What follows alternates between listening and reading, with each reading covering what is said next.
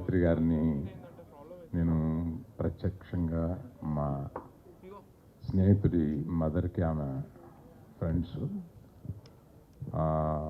వారింటికి వచ్చినప్పుడు అక్కడ నా స్నేహితుడి కోసం నేను ఉన్నప్పుడు వారిని ఒకసారి కలిశాను. అంతే నేను చూడడం ఆవిడని. నేను ఇండస్ట్రీకి వచ్చేటప్పటికి ఆమె రిటైర్ అయ్యి ఆ స్టేజ్లో ఉన్నారు.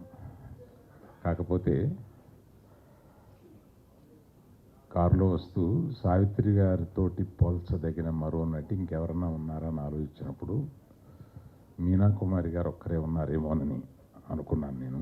అది వచ్చి మన తనికెళ్ళ భరణితోటి వారితోటి పోల్చగలిగిన వాళ్ళు ఒక్క మీనా కుమారి కదా అన్నాను.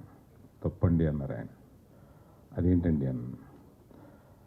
ఈమె హాస్యం కూడా చేయగలరు, మీనా కుమారి హాస్యం చేయలేరు, హాస్యం చేసిన వాళ్ళే పూర్తి నటినట్లు అవ్వగలరు అని ఆయన చెప్పినప్పుడు, సారీ సార్ అది మీరు పర్సనల్గా చెప్పినా కూడా నేను కోట్ చేయాల్సి వచ్చింది.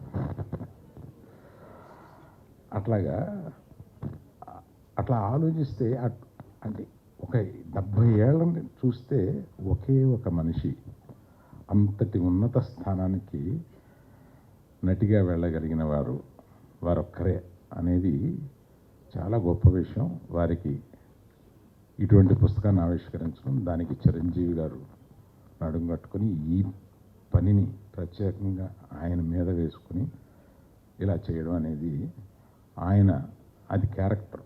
ఆయన ఎవరి దగ్గరికన్నా వస్తే అది డిజర్వింగ్ అని అనిపిస్తే ఎంత దూరం అన్నా వెళ్ళడం అనేది ఆయన క్యారెక్టర్. అది అందుకని వారు అడగగానే ఆయన తీసుకొని దాన్ని ఇది కార్యక్రమం చేసి ఆవిష్కరించేటట్టు చేశారు చిరంజీవి గారు.